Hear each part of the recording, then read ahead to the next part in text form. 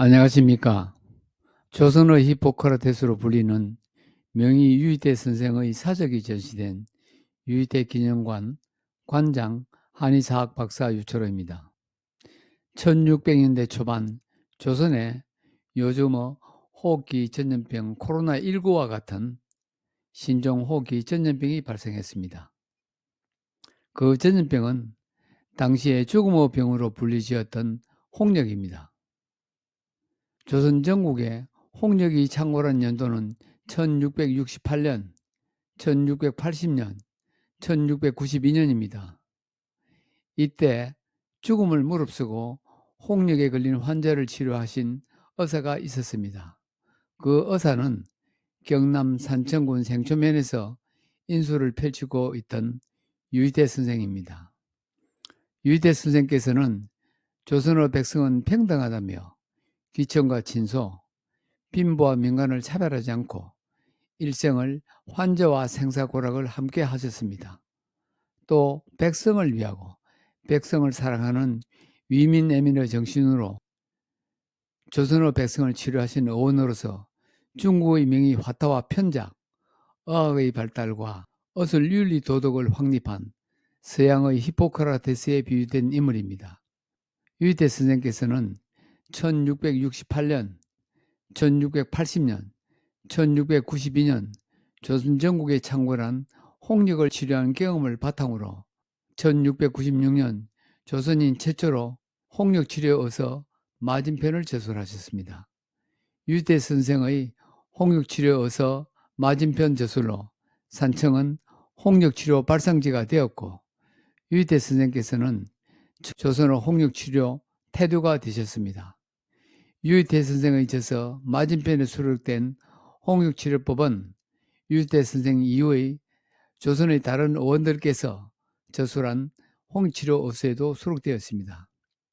지난 5월 21일 KBS 라디오 진주방송의 진호정 리포터께서 방송에서 홍역치료 발상지 산청과 홍역치료 태두 유희태 선생을 소개했습니다.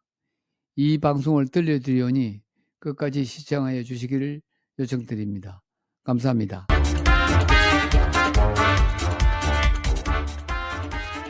경남 곳곳에서 일어나는 소식과 유익한 정보를 모아 소개해드리는 경남 마실 시간입니다. 진호정 리포터 어서 오세요. 네, 안녕하세요. 네, 오늘은 하루에 하나씩 역사를 더 쉽고 정확하게 알려드리는 시간이죠. 오늘은 어떤 역사에 대해서 알려주시나요? 네, 이 드라마 허준 아시죠? 알죠. 네, 이 소설 동의보감을 원작으로 한 드라마인데 이 소설에서 허준의 스승으로 류의태 선생이 등장하는데요. 이 류의태 선생의 모티브가 된 인물이 바로 조선 숙종 당시 실존 인물이었던 신현당 유의태 선생입니다. 네. 산청과 진주 등 서부 경남에서 맹활약하며 숙종의 병을 고치면서 벼슬도 받은 분인데요. 오늘은 산청의 신현당 유희태 선생에 대해 소개해 드리려고 합니다. 네, 지난해에는 산청의 유희태 기념관이 개관하기도 했죠. 언급하셨다시피 유희태 선생, 드라마 허준에서 소개가 되면서 또 꽤 많은 분들이 알고 계시기도 하잖아요. 정확하게 이 유희태 선생은 어떤 분인가요? 네, 우선 드라마에 나왔던 것과 같이 허준의 스승은 아닙니다. 허준의 후대 사람이거든요. 네. 네, 이 유희태 선생은 조선 숙종 당시 죽었던 사람을 살렸던 신의로서 또 환자가 의원을 따르게 하며 사랑하는 마음으로 치료하는 심이라고도 불린 조선을 대표하는 의원 중 한 분입니다. 유희태 선생의 어린 시절부터 어떤 인물로 성장했는지 유희태 기념관 유철호 관장에게 들어봤습니다.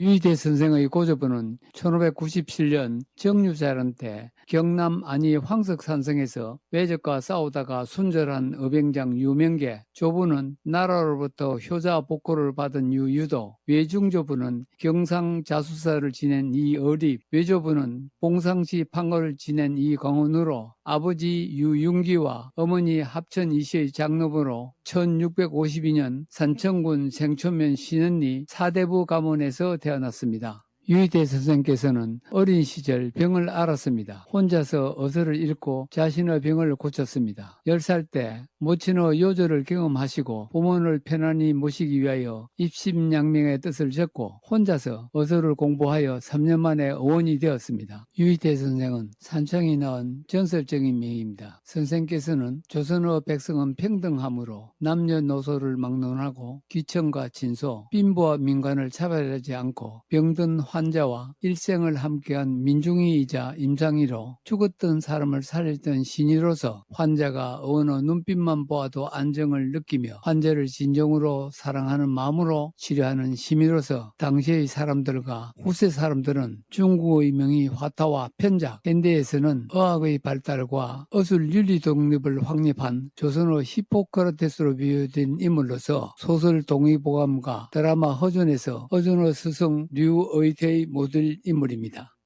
네. 어린 시절 병을 앓다가 혼자 의서를 잃고 의원이 되셨고 평등을 외치며 많은 환자들을 치료하셨던 그야말로 명의셨군요. 그런가 하면 조선 사람 최초로 홍역을 치료했다든지 빈민을 구제했다는 그런 기록도 있는 걸로 알고 있거든요. 네, 맞습니다.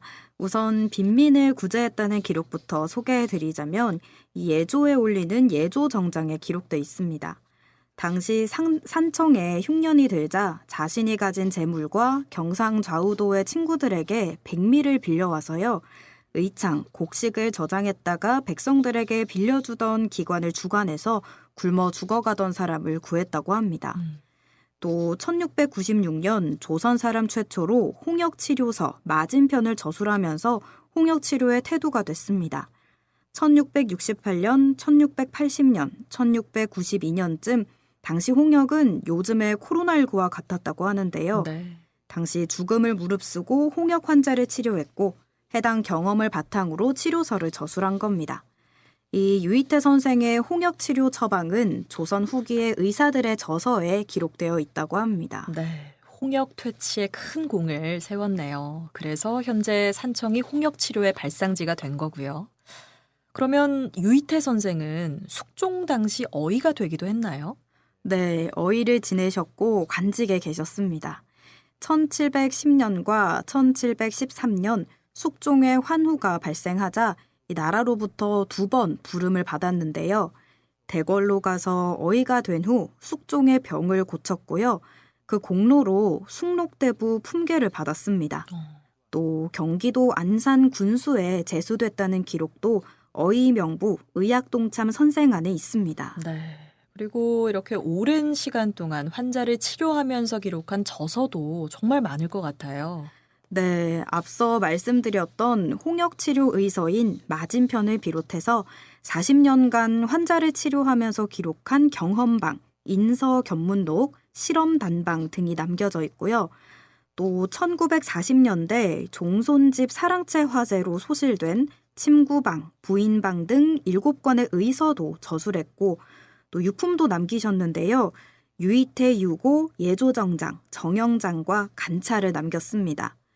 이 유희태 선생이 남긴 어록이나 또 백성들을 위한 건강관리 지침은 지난해 개관한 산청군 생초면의 유희태 기념관에 가시면 직접 보실 수 있다고 합니다. 네.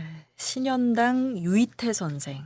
정말 일생을 환자와 함께하면서 질병 예방과 경험 치료를 중요하게 여기고 더불어 조선의 의학 발달과 윤리, 도덕적인 의술을 확립해온 분이라고 할 수가 있겠네요. 네, 맞습니다.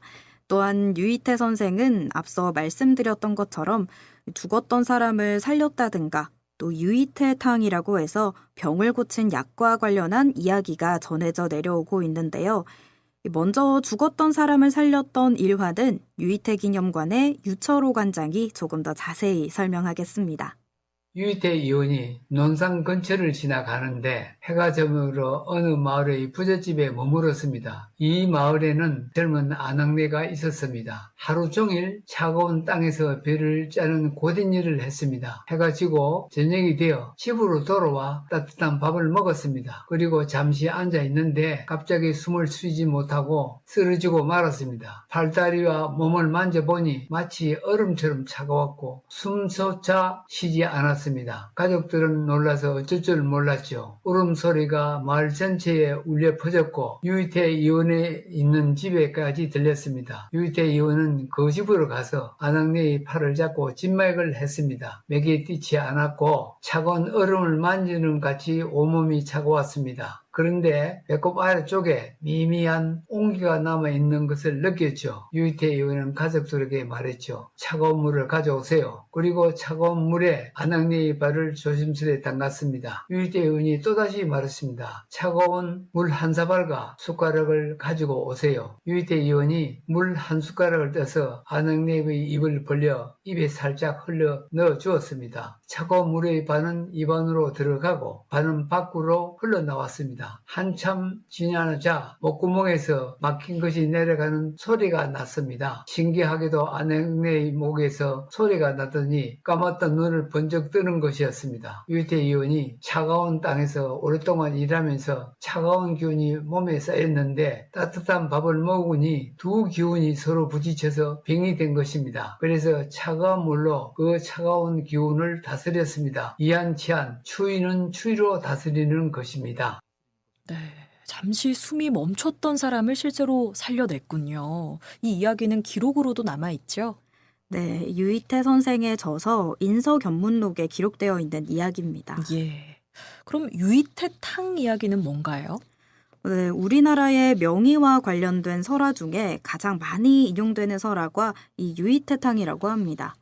이 유이태 선생이 어떤 곳을 지나갈 때 효성이 지극한 소녀가 담장 밑에서 약을 다리고 있었습니다. 그 약탕기의 뚜껑 종이에는 유이태탕이라고 쓰여 있었는데요. 이유를 물어보니까 아버지의 병을 고치려면 명의 유이태를 만나야 하는데 이 유이태를 찾을 길이 없어서 이렇게 했다고 대답했습니다. 그래서 유이태 선생은 그 소녀의 아버지 약을 지어줬고요. 그 약을 먹은 아버지는 병이 낫게 됐다고 합니다. 소녀와 아버지는 유이태 선생에게 살해하려고 했는데 선생은 사양하고 가던 길을 갔다고 합니다. 네. 부모에게 효도하면 명의를 만나게 한다는 효행담이네요. 그런가 하면 앞서 이야기한 두 설화 이외에 푸른 곰팡이, 그러니까 페니실린으로 병을 치료했다는 설화도 전해지고 있다고 들었거든요. 네, 바로 낙반 비벽토 설화입니다. 당시 천하의 명의로 이름이 나 있던 유이태에게 산청군 생초면 본가로 나라에서 급히 연락이 왔는데요. 청나라의 왕이 중병을 앓게 돼서 조선의 명의 유이태를 찾는다는 거였습니다. 그래서 2달 동안 청나라로 왕진을 가게 되는데요. 이 청나라에 도착해 청나라 왕의 병을 진맥해 보니까 등에 종기가 여기저기 나 있는 두창이 나 있었습니다. 이는 당시 의술로는 고치지 못하는 죽음의 병이었다고 해요. 네. 그러면 청나라에 있던 의사도 고치지 못했던 거군요. 유이태 선생도 당시에 고민이 깊었겠네요. 네, 진맥을 마치고 나와 깊이 생각해도 별다른 방법이 바로 생각나진 않았습니다. 그런데 하루 뒤에 아침밥을 먹는데 밥알이 밥상 아래로 떨어졌고요. 이 생각도 안 나고 이렇게 밥이 떨어지니까 식욕도 떨어지고 쏟아진 밥풀과 밥을 모두 객관의 벽에 대고 문질러 발랐습니다. 네. 그때 유이태 선생이 벽에 발라뒀던 밥풀을 긁어 모아서 가루를 만들어서요. 부스럼이 없어지고 진물도 나오지 않게 청나라 왕의 두창 쪽에 발라줬습니다. 3살이 돋고 병이 나은 청나라 왕은 유이태 선생에게 관직을 제수했지만 거절하고 조선으로 돌아옵니다. 그랬군요. 알겠습니다. 진호정 리포터 오늘 소식 잘 들었습니다. 고맙습니다. 네, 고맙습니다.